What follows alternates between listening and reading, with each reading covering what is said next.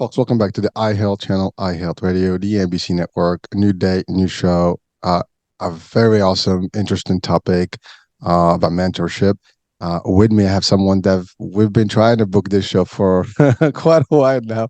We finally made it, and you know what? It's gonna be worth it. And so without any further ado, I have with me Amrit Singh. He is a high momentum life coach and spiritual seeker. So that's a lot of loaded stuff in there. We're going to break all that down as to the work he does and what is, his mission. And it's going to help us, really maybe twist things, a little around in our lives and hopefully, just benefit from the discussion today. So without any further ado, Amrit, welcome to the show, man. Thanks for having me, Hurricane. Super excited to be on the show. Well, likewise. Well, so as always, I always start with the concept of, introduction. I mean, I give a brief one, but it's never enough. So Amrit, let's talk about your backstory, your background. And I know you and I, we just briefly chatted that you are located in Mexico, so that's going to be an interesting transition. How do so let's go about that. It will be an interesting, intro here. Go for it. Yeah. Oh, I'm originally, even if you wouldn't believe it, born and bred in Germany. And so I'm very German at the core. And I realized that, traveling in the world a lot, how German I am. When I'm back in Germany, I'm not German at all because, I've been out the last 25 years. But, living here in Mexico now, or also in my time in India, I realized my deep Germanness. And so that's always a fun one, when I'm showing up for meetings like 5 minutes earlier and everybody else comes a little later. That was a hard lesson I needed to learn in India and in Germany and here in Mexico. But so I grew up in Germany, regular childhood. And then around, my teenage years, and again, unfortunately, regular childhood, I got into alcohol, I got into drugs, I got into partying. And I really realized I was doing that because I was seeking for something. I was seeking for this spiritual connection. And back in the 80s and 90s, there was just not a lot of, you couldn't go on the internet, you couldn't go on spiritual TikTok and get things that explained at the highest level. So I was like, I was getting my spiritual connection from getting high. And that was great, right? In the beginning, like this, oh my God, you're smoking weed. And I got so high and I felt my body and I felt my spirituality. And so I was like, dude, I figured this out. I just have to smoke more weed. A lot of listeners are going to be happy about that right now. So I did that for a couple of years.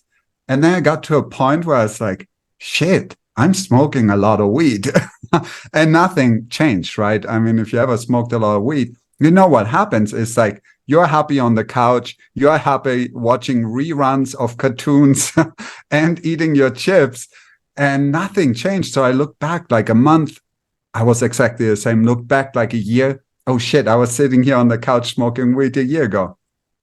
So when a friend of mine introduced me to yoga, I was like, sure, I'll try out this yoga thing. And so I got into it and of course went stoned because it was in the afternoon and we already had like a lot in there. And it was this super profound experience. And then the teacher was like, he kind of caught on to all of us being stoned in the class. And he's like, look, guys, I want to teach you yoga and I want to teach you this deep meditation practice, but you can't come stoned. And so 80% of my friends dropped out of that yoga class right then and there. But I was like, okay, I had a sense there is something in here. And so I made it a point to go back to the next class without smoking weed. And I got this super deep spiritual experience. And I was like, oh my God, I found the Holy Grail. I found the new path in how I can truly connect with my spirituality without having to use substances to get me there, and without having to use that addiction. So from there, it was a bumpy path because I would have these 3-month, 6-month periods, where I would practice yoga really deeply and were completely off. And then I got kind of pulled back in. I was living in Germany, my friends, my old friend group, they were all partying still. And so I had this back and forth for 5 years, and it was super frustrating because, I had this strong period where I would wake up early, eat super healthy, practice yoga, meditate, feel amazing. And then I had these long periods of, going back to smoking, drinking, and nothing happened. And so after 5 years, I was like, okay, I'm done with this. I need to get out of here. I'm moving to India. So that was my big idea, right? I had read autobiography of a yogi and got all these inspirational things. And I was like, India is the solution to all my problems. So I moved to India. And the idea was really to just go for 6 months, maybe a year, have an experience, and then bring that back home and integrate that. But I really liked what I got from India at such a deep level because it kept me clean. It kept me on my path. I was surrounded by people who were practicing yoga, who were meditating. I was living in a country where spiritual practice is really like number one in their priorities as a people. And there was really no drugs, no alcohol around. And so it made it super easy. And so I stayed and I stayed and I stayed and I stayed for 20 years. And I lived in India for 20 years, ended up working at an international boarding school, teaching a little bit yoga, ended up in the administration there, and then ended up really working with a lot of people one-on-one and helping them and kind of coaching them in the process. And then after 20 years, my wife came to live there with me. We had our children there, we raised them, and we came to a point where we're coming into our 40s and we're like, my God, if we don't make a change now in our life, we're going to live in India for another 30 years. And we were both clear on that. And we came to that separately, my wife and I, where we're like, okay, we need to step into something new. India was great, but it's time for a change. And so we decided to move back. And then we're like, where are we moving back to? My wife is Mexican. She left Mexico when she was 17. And, I had left Germany with 25. So we didn't really have like a place to move to. And it was like this, hey, we could live anywhere in the world, We could live on Bali. We could live in the States. We could do anything. And we're like, oh man, that's too much. Like let's just go back for the summer to Germany. Choices, huh? Yeah, too many choices. And if you've ever been to Germany in the summer, Germany is amazing in the summer. All the Germans are in a great mood. You got all the, like it's light till 11 o'clock at night. It's warm during the day. It's a beautiful place to be. Unfortunately, only in the summer. So, like note to all the listeners, if you ever visit Germany or like Berlin, like one of those super happening places in the summer, and you're saying like, oh my God, I love this, I want to move here. First go visit in November or December and then make your final decision. Right? So we ended up staying in Germany, and then COVID hit. And we were locked down in Germany with Germans who take rules seriously. There was no like rules like when you want to walk the dog, only one person can walk the dog because two people could spread COVID to the world or something. I don't know what, it was like in the beginning, you remember like how crazy we all were with not understanding how it all works. And so we ended up on lockdown in Germany for 2 years, and it was rough. It was really, really rough. I had my online job, which I was doing, which I didn't love, but it was paying the rent. And it was all like this whole like, okay, whatever, like we just sit it out. And then sitting it out turned into 2 years of sitting it out. And at some point we got to a place where we're just, hey, we're all unhappy here. The kids are not happy. My wife is Mexican, imagine, not happy in Germany. And I'm like, I'm not really happy here either. And this was actually something when I worked with my coach, when I came to this conclusion where it's like, hey, I really want to just quit my 9 to 5 job, jump full time into my coaching and move to Mexico. And he is like, okay, so why are you not doing that? And I was like, oh shit, why am I not doing it? And I came really down because I'm a little scared, like moving to another country, learning a new language again, finding new friends, by building the social circle. All of this was such a scary thing. And so in my coaching sessions with him, I really got to the point where I was like, that's it. There's really nothing else. So I talked to my wife and she's like, what? You would move to Mexico with me? I would love that. And so really in a matter of 3 months, we, moved out of our apartment, sold our stuff, packed up again, we had already from India just moved with a couple suitcases and a few boxes, and like cut down again and moved to Mexico as a family of 4 with 10 suitcases, which had our whole life in it.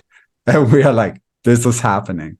And so we came to Mexico and was really the best decision I've made in my life until that point. And that's where this deep transition started happening, because now things got real, right? I had quit my job. I fully stepped into my identity as a coach. I started to build my business, and it was a slow process. And so going through that and really experiencing all the struggles and all the challenges allowed me to grow in such a profound way and really show up authentically in my life, which was an amazing transition. And so now we live in this beautiful country, here in Valle de Bravo, by a lake, in this beautiful mountain town at 6,000 feet. The people are nice. Everybody has an open heart. The sun shines 350 days a year. We got a little rain for like 4 weeks a year. And it's amazing. We're so blessed, and it was the best decision of my life. Ooh, all right. So Amrit, there's quite a bit in there that I'd like to break down a little bit. Well, first of all, I want to say this. Congrats on fulfilling your life stuff, because many people sometimes are afraid. And you use the keyword fear or afraid. And that's, most of us are stuck with that. Like, we don't want to make that leap of faith to just make that transition, because we're so used to comfort. Comfort is cool, right? Everybody is in that comfort zone. I don't want to like be uncomfortable. I actually make a statement always, and I say it's time to get comfortable with being uncomfortable. And really it is what it is. And for the most part, that's been, a challenge for many, if not a lot of us. And this journey started with you from a long time ago. Now, first of all, you mentioned Germany. I've been to Germany, and I actually love Germany. But yeah, you're right. It was in the summertime, and but I didn't go to Berlin. I went in Munich, so it's one of the best cities I've Amazing visited. city. It's beautiful, clean, nice, historically stuff. And then I've been to Mexico many, many, many times. And you're right. It's beautiful, sunny, alive. People are just cheering, and it's just a different, lifestyle, right? Now, I have not been to India, though I have Indian friends, and I enjoyed the food, and I also enjoyed the culture. It's funny because I was born and raised in Morocco. And in Morocco, when I was a kid, they had these movie theaters that are literally just Indian movies. And so it was actually Indian and Kung Fu movies. So you would go, you watch a movie, that is in Indian language, and then you watch a Chinese, kung fu movie. Yeah, That's all super there is. So cool. you walk up like singing, you don't even know what you're saying, and you walk up, coming out of there. So culturally, I've always been, and I still actually watch sometimes, Bollywood movies or listen to their music. And it's I'm a, again, just like you, I love culture. I love to learn about other folks, and they're just, I mean, culture is beautiful. I mean, it's amazing. My first job was in the Epcot Center in Florida, which was World Showcase, which is a cultural experience, an international cultural experience with different cultures, being in one place. We had Germans, we had Moroccans, we had French, we had the British, the English rather. We had the Japanese, the Chinese. So we had Italians, and we had a whole bunch of folks that were all mixed in there. And it was great to actually live in the same place, same apartment. We shared the same. We had roommates from different parts of the world. So it's beautiful. But this also leads to the discussion that when we young, this was obviously I was like literally 20, and at that age you're still developing your personality, and in your case, one of the ways to discover yourself was like, let's get high. I mean, why not, right? And it's a good thing. I mean, I guess for some people to get high. I mean, now there is definitely a lot of science behind CBD and hemp and the benefits of it. But you did it the raw way, which is the traditional way. You get smoked, and basically you're like up there. Now it's funny because I've been to Amsterdam. Now, if you go to Amsterdam, well, that's like heaven for anyone who wants to get high. I mean, and they have these little stores that you can have coffee and cake and get like wasted somehow and just walk out like a zombie, right? You'll be Yeah. cool. You'll be like in the cloud. I don't know, but it's an interesting thing. But it is a way of sometimes dealing with life and just trying to find a higher place. But you're right. That stuff, you're stoned basically. You're not really 100% there. And You're this is there. like such a cool point, and I want to jump in here because I Yeah, love please. this conversation. There's a big difference between getting high and And getting stoned. stoned. When you're stoned, you're like that zombie who's like, turn on the TV, and I can't even move my arm. When you take that micro dose of weed, and I know this is super hard for people to do, especially for weed smokers, because it's like, like to just take that tiny bit, and it really pushes you into your higher self and into your creativity. And you can create music, you can create art, you can go in the forest and enjoy, and you get active from it. And it brings you energy. I say, like, smoke that small amount of weed and enjoy it and really expand from it. But when you smoke that whole joint and you just get stoned and you can't move anymore, you overdid it. It's the same with alcohol. It's the same with cigarettes. It's the With same with everything. anything. It's with Yeah. sugar, with salt, with coffee. I mean, the list is so long.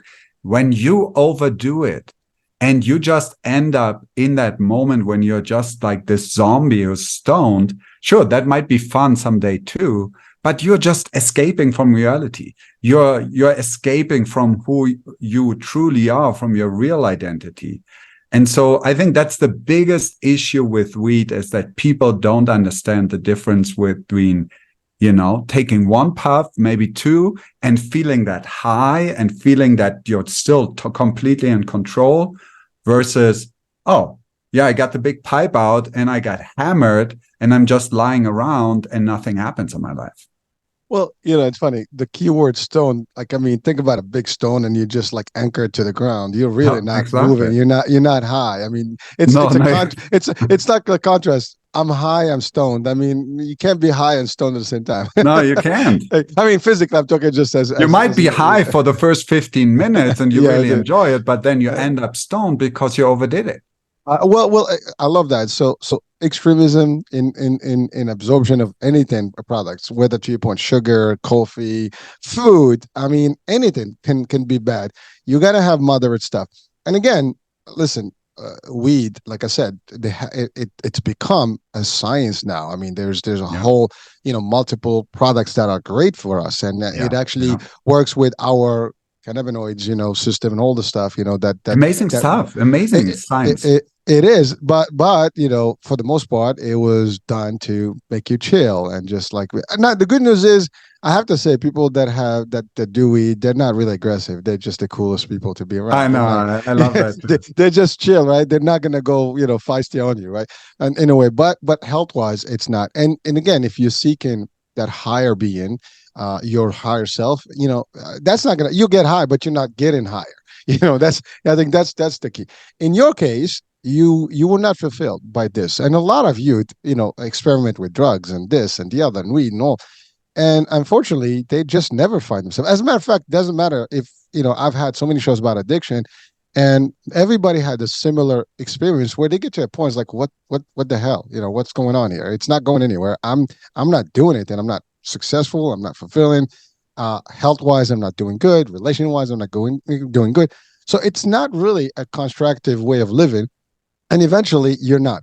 In your case, you love to travel, so you did go to India and you fell in love with India and the culture, and yoga is I've had also a lot of shows with yogis and different, Ayurveda, Reiki, all the stuff we've done a few shows about these, ancient or mainly Indian source type of I guess concepts, and they all have a very high level of spirituality attached to them. Now, Yeah. yoga is really getting deep, in a concentration mode, meditation. And actually, we had shows about meditation. And I know you use strategic stuff such as meditation and things, and we can talk about that further. And, so you discovered that. And guess what? You were there, for 20 years, in the culture. And here's the thing, it's amazing because, you've done this already. You've left your own, I guess, country of birth. I'm here the same way. Like, we made that leap. Not everybody is willing to do that, but we did it, and for different reasons we did it. And again, to fulfill our destiny, if you want to call it that Yeah. way. And a lot of people watching and listening, they might have the same desire to actually do this. And you know what? The one thing that, as you and I mentioned briefly, is that fear, for status. You want to get rid of the fear. If you really want it bad, you go after it, period and out, and you will discover your way no matter what. And sometimes, look at you. I mean, you've made the transition, forward and then backwards, and then you move to Mexico. And I guarantee you, I have another friend who's doing exactly that. He's just traveling the world and enjoying life. There's different ways that fulfill people, and if that is what it takes, then you do it. Now, let's talk about your experience with the yoga. So you started with yoga, and then you started. Obviously, you had to survive. You have to do work and everything else. You have a family to raise, and you stayed there. But then, what made you get into the live coaching? I mean, is that something that I just got it from you that you started recently, or that's something that you started when you were in India already, before Oh, you even went? it's a funny thing because, when I look back on my life, I've been coaching people since I'm 15. That's been always my passion. People would always come to me and be like, oh my God, it's so amazing to talk these things through with you. And it's so helpful. But it's really been over the last couple of years that I said, like, why am I just doing this on the side? Why am I just doing this with my friends? Why am I not committing myself 100% to show up as a life coach? Right. And so that was another scary one because I was like, I don't know. Then I have to ask for money. Then I have to show up differently. Then it becomes weird, right? Is it then still spiritual if I ask for money? I'm so confused, And so I had all these fears and insecurities around it. And when I had my first client who paid me some real money for my coaching, and they started getting deeper results than anyone else I had coached before, I was convinced. I was like, oh my God, it's just that simple. It's just to have that exchange, to have someone who would show up because they have made an investment in themselves and they are serious about it. And they say like, yes, I'll pay you a couple $1,000 and I'll expect something back. And it suddenly became serious for me, right? Because I had to show up in a whole nother level. My level of education increased exponentially. And I really wanted to show up at a higher level every single day for my clients and give them more and allow them to grow even further. And so I've been on this crazy trajectory of the last 3 years of really diving deeper and deeper into how can I serve more? How can I show up more prepared, more educated, and really give my clients more value on every session? Well, so thank you. I mean, that's a big point right there because I love what you said. You started, I mean, you kind of felt that you were doing coaching and giving advice since early days. And a lot of us do that. Like we always feel like especially if you have a younger person, you're always big brother, right? You want to tell them what's up. And sometimes even someone older, or you meet, like you try to give them advice. But it's one thing to give free advice and to expect, to be compensated on it, at a higher level, because now you have accountability and you want to deliver results. Because no one's going to pay you and expect, just, nothing to change. You want to make sure that Exactly. you drive results with them and ultimately make an impact in their life. And when they see that value, they see that they get what they are paid and that they're paid for or more. That's Yeah. when, and then that's fulfilling for you. And this is actually the same for all coaches out there. It doesn't matter, business, life coach, spiritual coach. It's always there. I mean, and by the way, all business, when you give a service that you are paid for. You want to do the best that you can in it, and so you can get that result, ultimately to the clients, right? But it's a different level. But you're right. I mean, we all do some level of coaching, and mentorship, with our own immediate friends, family.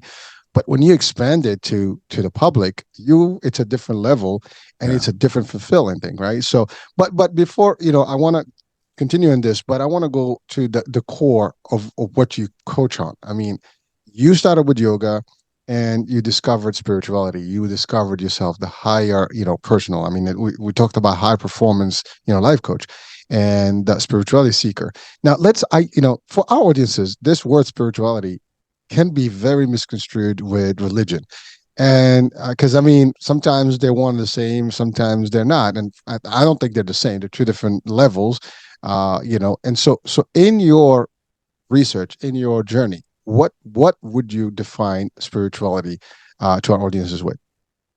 Yeah, and I want to start from the point of religion, right? Sure. Religion has been a tool for thousands of years of on this planet for us as human beings making sense of things which we couldn't put anywhere else.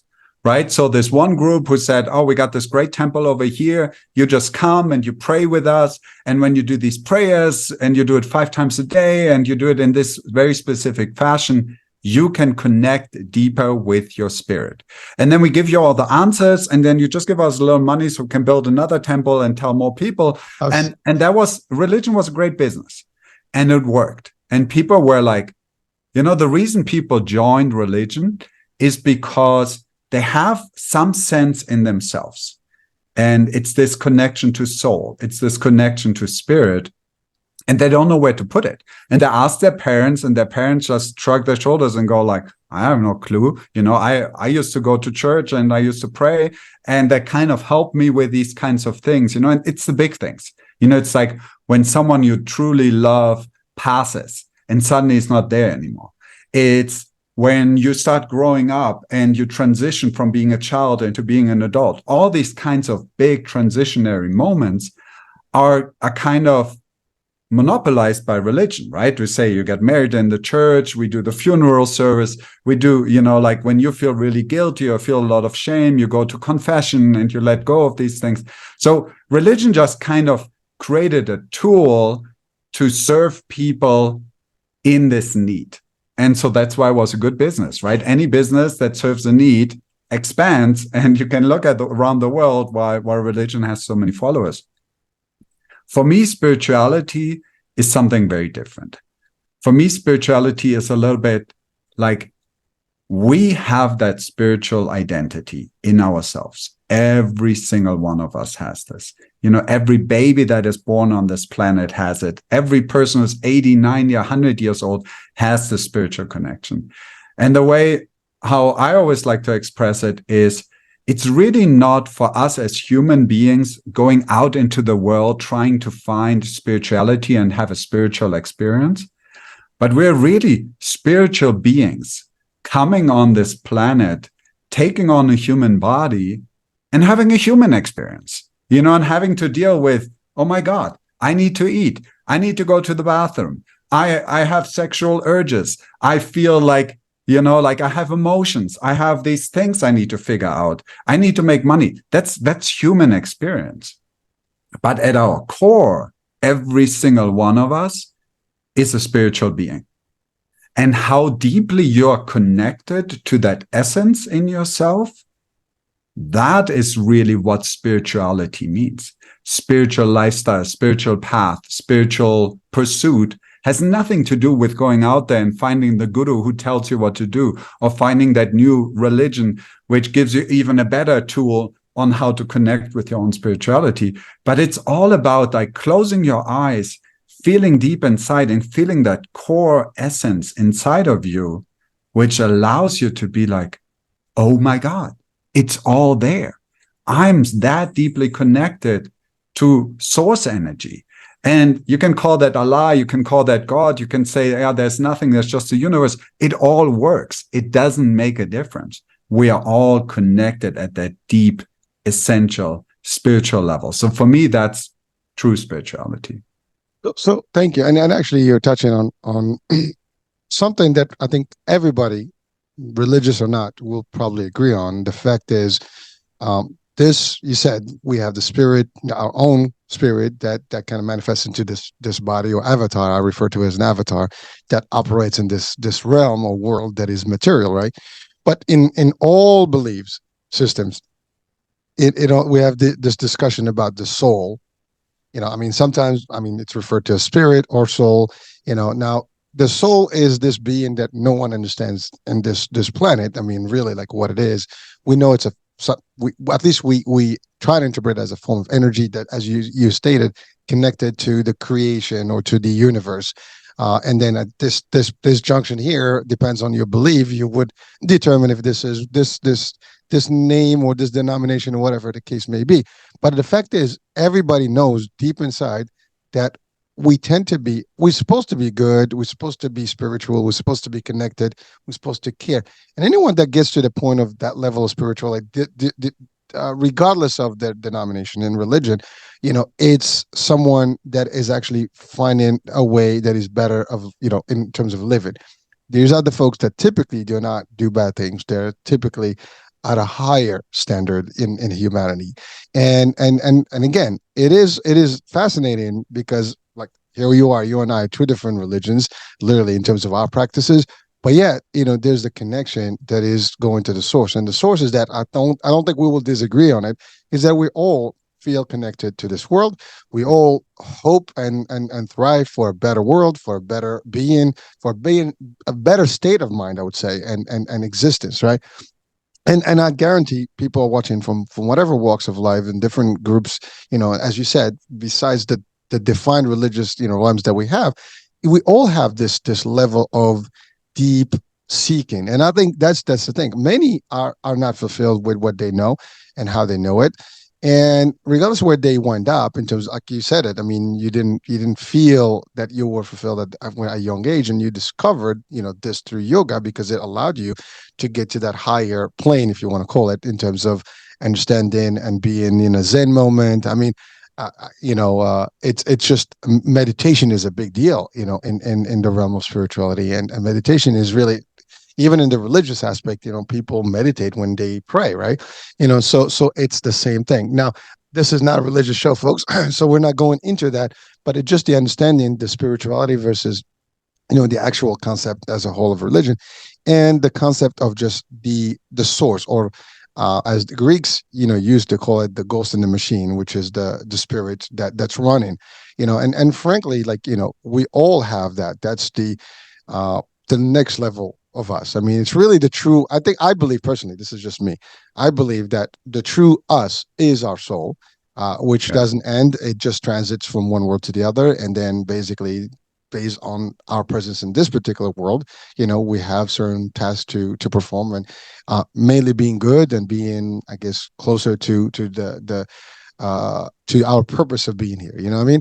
So that's a whole different thing. Now, when you coach people to find their higher self or the higher being, I mean, and by the way, higher being here is just your best position of existing, Yeah. being the best person that people can actually Best version encounter in of their life. yourself. Exactly. And that's actually, we just want to be clear, because this is, higher being, because for some folks maybe like seeking God.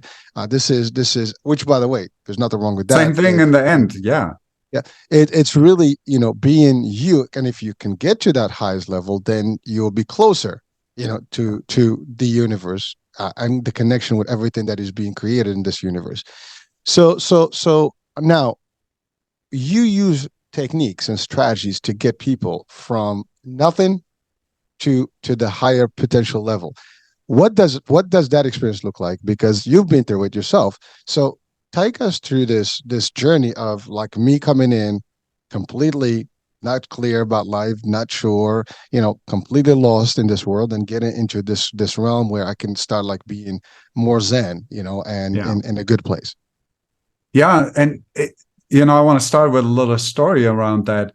They've done this research on a machine, where they could measure how your energy expands, right? And so they did these different things. When you're feeling angry, how your energy is very small and very limited. And when you feel into your love and your compassion, your energy expands, right? And it was much bigger. And then they found, because they wanted to find out what is the thing which expands you the most, which is really what is the top thing. And they were actually thinking it would be love and compassion, right? Because like, what can there be greater than feeling in love and compassion for other human beings, for yourself? But they found out that when someone truly feels authentic and feels real and feels that they can express their passion and their purpose, and to really authentically connect to who you are as a human being, not who I am, right? But who you are at your core. That's when the energy was the most expanded and was 10 times higher than love and compassion. So for me, this is really the starting point when I work with any one of my clients, is to guide them to find out for themselves what is their real core purpose. What is the real thing? And I still remember this for myself. I must have been 8 or 9. And I still remember the place I was in when I asked my mother. And, up to that point, my mother was this all-knowing, she had all the answers for everything always. And so I was like, oh, I need to figure shit out. I'll go ask my mom. And so I was like, hey, I got a question. And she's like, oh yeah, what is it? And I was like, what's the purpose of life? And she goes like, and I was like, what? What's the answer? And she's like, this is something you need to figure out yourself. And I'm like, what?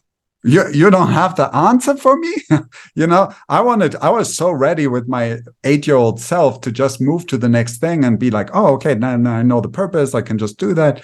And then that was something which impacted me at such a core level, to not have someone in my life who could help me figure this out. And so for me, for you, if you would come to me and say, like, let's do a first session, what I always focus on is to allow people to find clarity and to guide them a little bit closer to their own purpose. And that's different for every single person I ever worked with. For someone, it might be going out in the world and serving people. For someone else, is figuring out their relationship. For someone else, is to become a good father for their children. Like, everybody has like a different core purpose. And the moment as we're coming closer to exploring that, people start becoming just that little bit more real, that little bit more authentic. And that is something we all crave so much in today's world. When you scroll through social media and someone is all fake and giving you like some advertisement pitch or whatever, you're like, whatever, you just keep scrolling.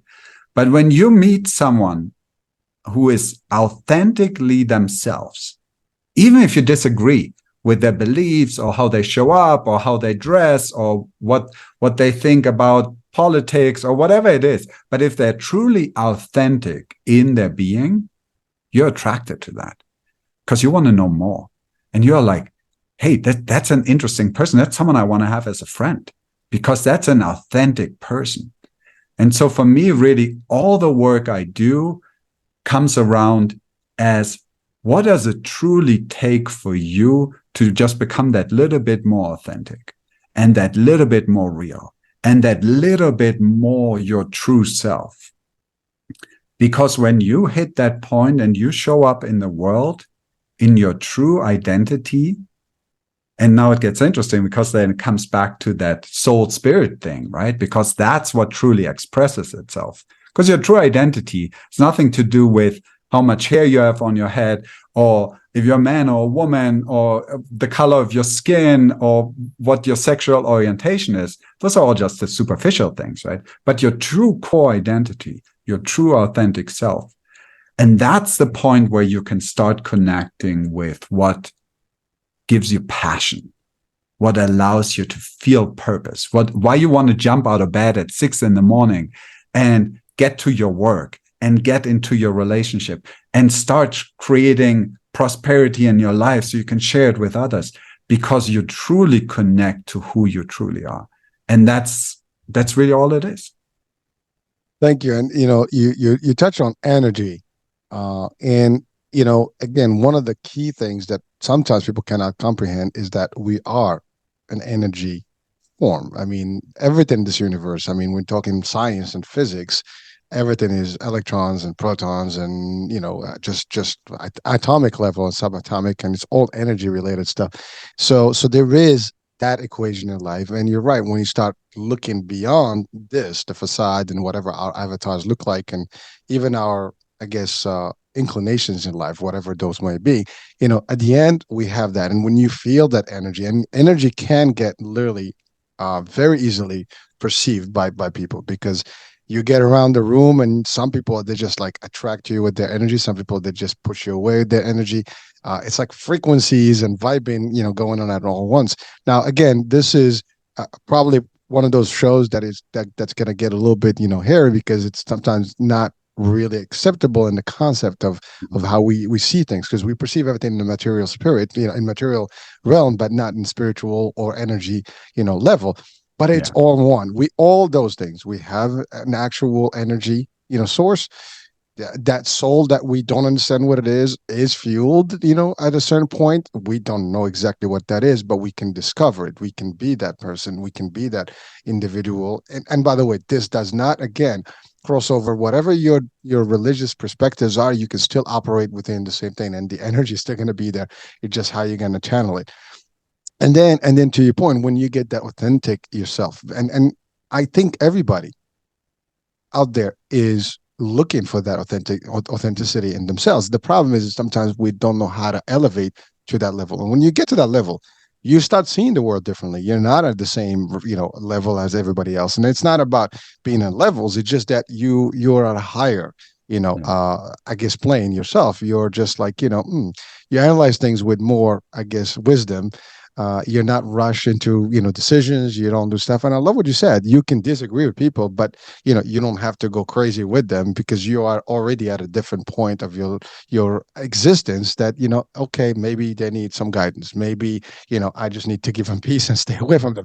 You become the different person, as opposed to like, oh, let's just clash and do stuff, which a lot of us do, unfortunately, and we get into everybody's face, and we hurt each other and things like that. So there is a level where it becomes a much better, I use the word zen. I mean, you are more cool, calm, and collected individual at that rate. So you're definitely getting people to do that. So in your strategy, you work with them to identify and highlight this particular presence within them, and then finally find that real them, right? And so Yeah. so you work with various people. I'm assuming if someone comes from a different, I guess, religion, let's say, because that's sometimes, again, these things, they kind of get confused a little bit. They come from a different belief, and they might use your services, or they might say, well, you are going to attract us into your own views or stuff, and maybe that's going to change my religious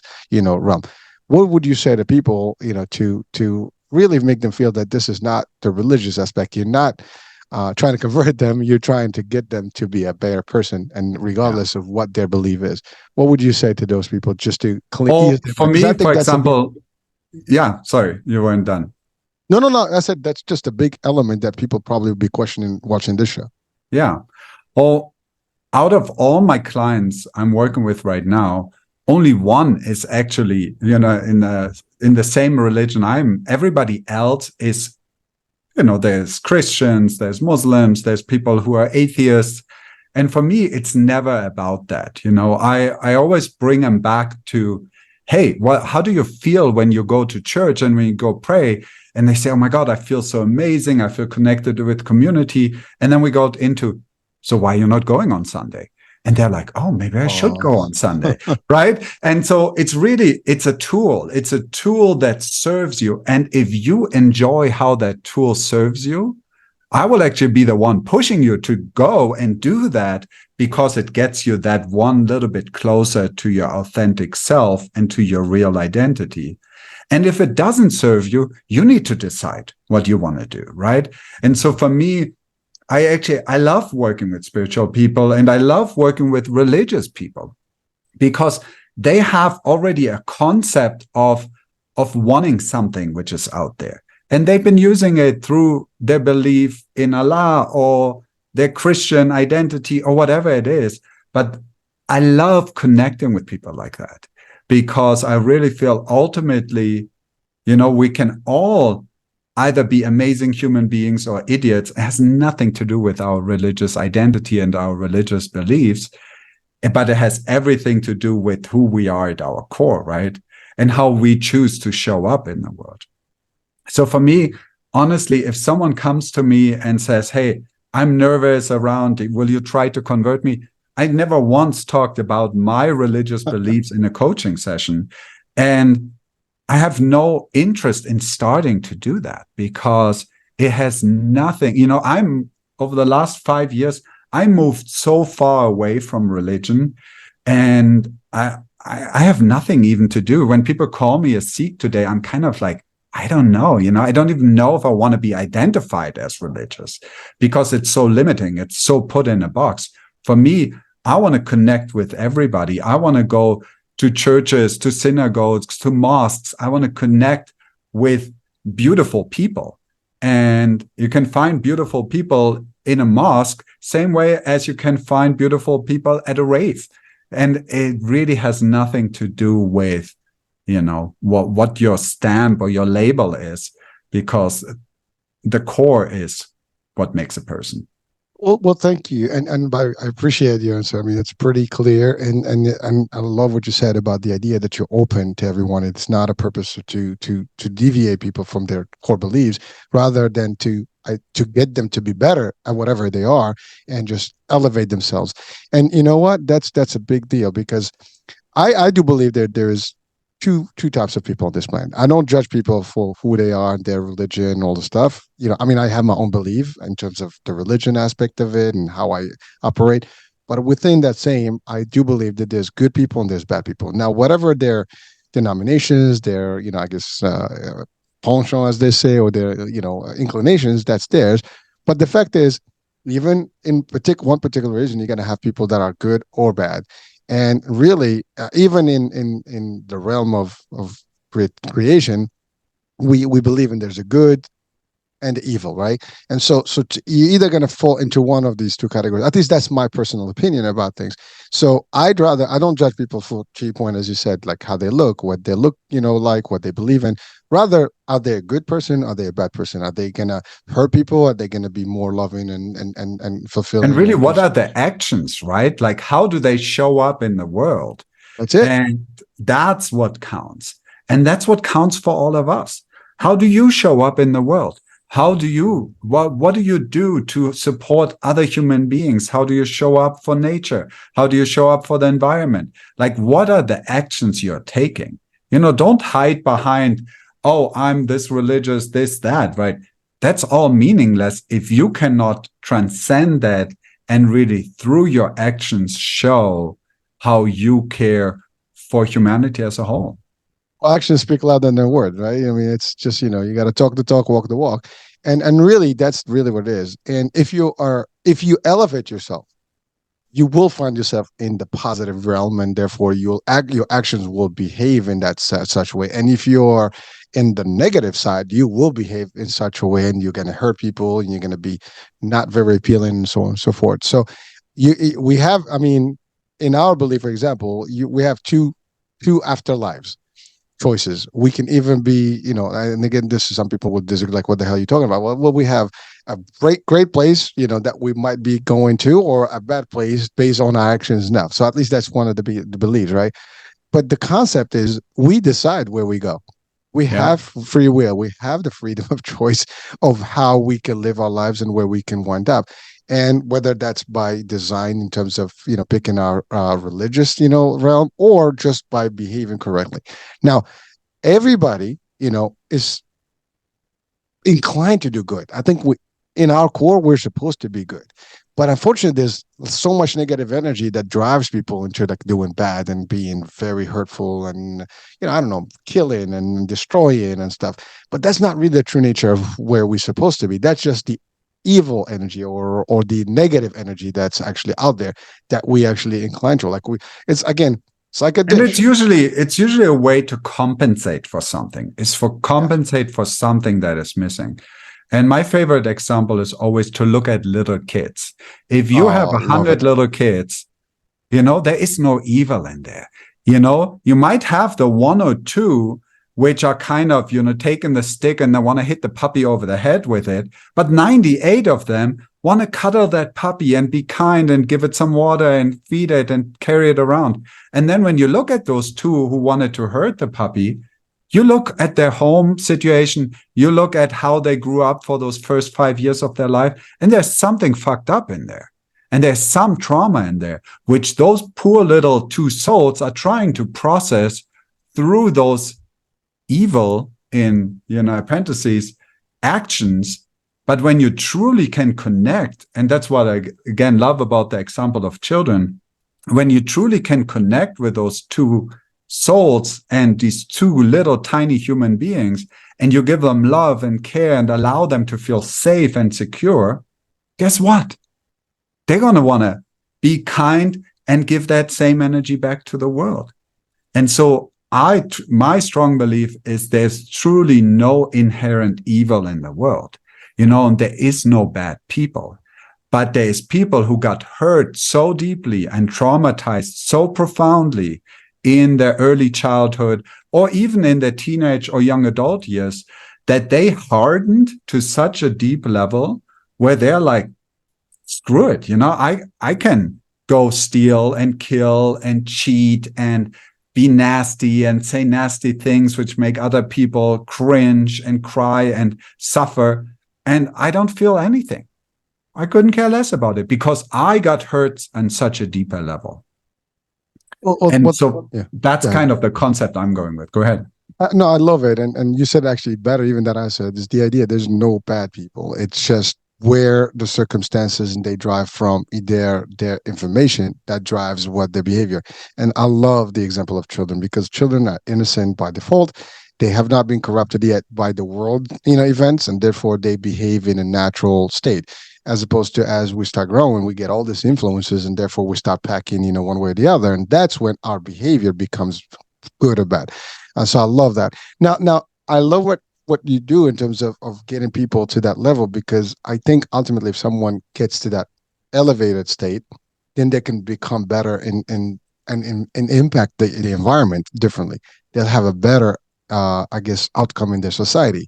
They'll have a better reach. They'll have a better just influence in general in everywhere, whether at work, at family, friends, in society, in the world. I mean, it's just that level, and when you get there, that's great. So uh, it is your job is to get people from the row level and get them into this and basically get them to a level where they can just thrive. Yeah. Now, what does that time frame looks like? If you start with someone, how long Yeah. does it take for someone to actually get to a point where it's like they're ready? They're ready to be on their own and carry on this torch of being beautiful.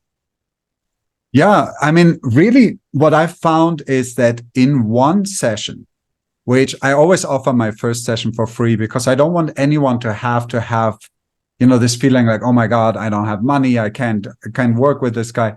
But what I found with people who I just work one time with, and what I do always in the first session is I bring them to the point of clarity, to what they really want, what their real path is, what their real passion is. There's already so much value in just showing up for yourself by saying, oh my God, this dude with a turban is offering me an hour of his time for free. And I'm making the step in that direction, where I show up for myself. And I've been on over 50 podcasts. I make this offer every single time, where I say, like, if you want to know more, just contact me. I'll give you an hour of my time for free. Take a wild guess on how many people have taken me up on this. None? Exactly. nobody has taken me up on taking that step towards themselves. Now, You know, let that sink in. I mean, like, seriously? You have an opportunity. It's right in front of you. You don't even have to commit your own money because I'm showing up. I'm investing myself. I'm investing my time. All you have to do is come with an open mind and say, okay, what is it? What can I get out of this? And people don't take this opportunity. And it blows my mind every single time.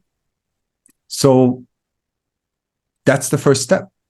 Unless you can do that for yourself, why would you even consider hiring anyone, who can help you over a longer time period?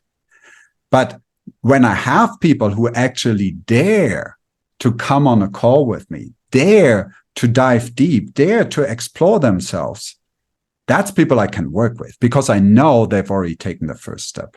And then the second step is, what I usually do is I work with people on a weekly basis over 4 months, because what I found, that's kind of like 3 to 4 months is kind of the minimum for us human beings, what we need to condition a new behavior.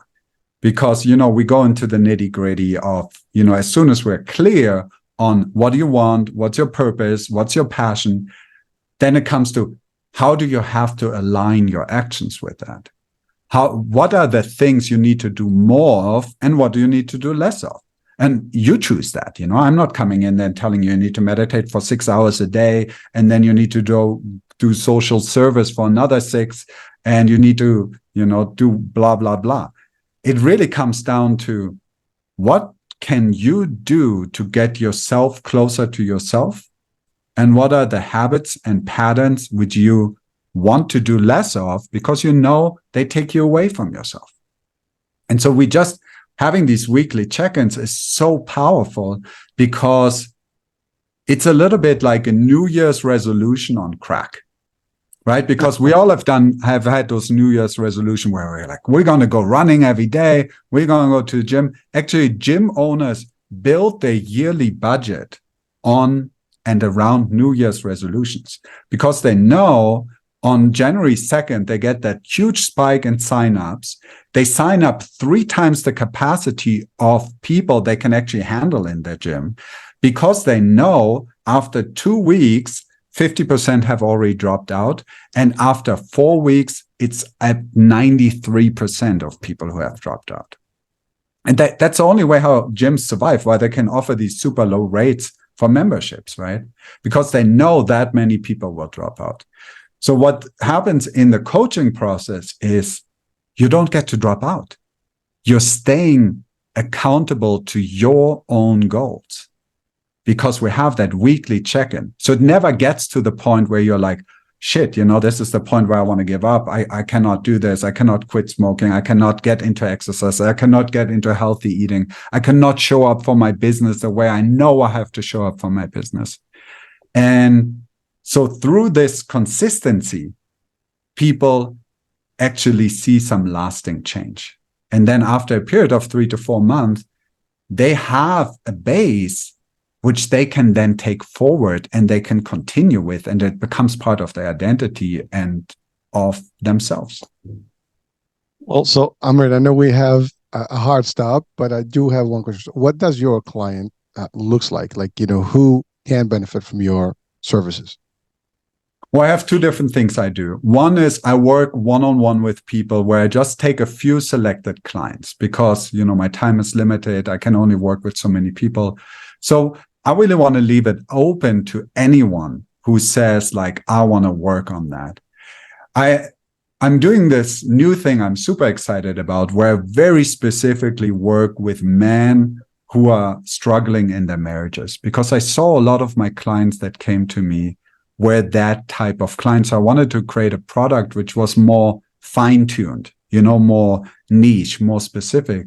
And so what I'm doing there is I work with men. They're usually in their 40s, 50s. They've been married for a long time. They're loving husbands. They have kids. And but they lose that connection with their wives. The gap has been widening over years and years and years, and they're like, I don't know, I'm successful in my job, I have these amazing kids, I'm taking good care of my health, but the one freaking thing I can't figure out is how to get along with my wife. And this is the person I love, this is the person I care for. And so I give them tools very specifically designed for that, like what can you do? How can you show up? How can you create emotional intimacy again in your relationship? How can you improve your sex life? And how can you get back to that point where even though you're 20 years into your marriage can be a better marriage after 20 years than it was after 2 years. And so I have a lot of passion for that. So I have a very specific program for that. So those are the types of people I work with and support. Well, thank you, and that's pretty much a lot, and I love what now you're adding this value of working with men specifically, how to enhance their relationships. I mean, I've had multiple shows about relationships and resilient relationships with Dr. Heim and Dr. Colin Heim. That was one recent. We had a few one with Dr. Liam Needon. I mean, he's an author. He does a lot of the work, on the relationships, and it's always amazing because it is big, of national society. There's a lot of problems, and we get crazy. So the more we can get help, that's appealing. So Amrit, I know we've just about the hour here, and I know we're really tight in time. But I have absorbed a lot from today's discussion, and I know, just we can spend hours to talk about this. Is fascinating stuff, especially when we're, talking an elevated level in a discussion and beyond, borders and limitations. Literally here, it makes it a lot different. So people can reach out to you, and you can work remotely with them, I'm assuming, right? So it's not necessarily... all my work is remote. I do everything over Zoom because it works so great. Like, look at us. It's like we're sitting together, energetically. We're so connected in this moment. And this is just how my work works. And I love that about Zoom. It's just an amazing tool. Well, there you go. So, folks, if you're real looking to change, to get a different perspective, and by the way, folks, what Amrit said about the idea of how many people took advantage of a free session, it's a very common thing that I come across. Many of my guests literally, and super top, coaches in all levels, they offer these consultations, and many people don't take advantage of it. If it's free, it's for me. We say it all the time. It's an opportunity to discuss. There's nothing to lose. If anything, you'll gain, because at least you'll learn something of that hour. Think about it as a seminar, a webinar, whatever you want to call it, to get information. People pay to get these places, and sometimes you get this free opportunity. Why not take it? And if it goes beyond, great. If it doesn't, that's okay. It's because not every client is also suitable. So at the end of the day, you just have to figure out what it is. You might just get your answers, in that first session, and it's done. So again, take advantage. And maybe I should just charge $500 for this session, and I would get a better impact, because people would actually be like, oh my God, I paid $500. So now it's really worth something to me. Well, you hit it on, because a lot of people sometimes, I mean, I've heard this before, like, well, nothing is free. What's the catch? Folks, this is like when you go to a lawyer, right?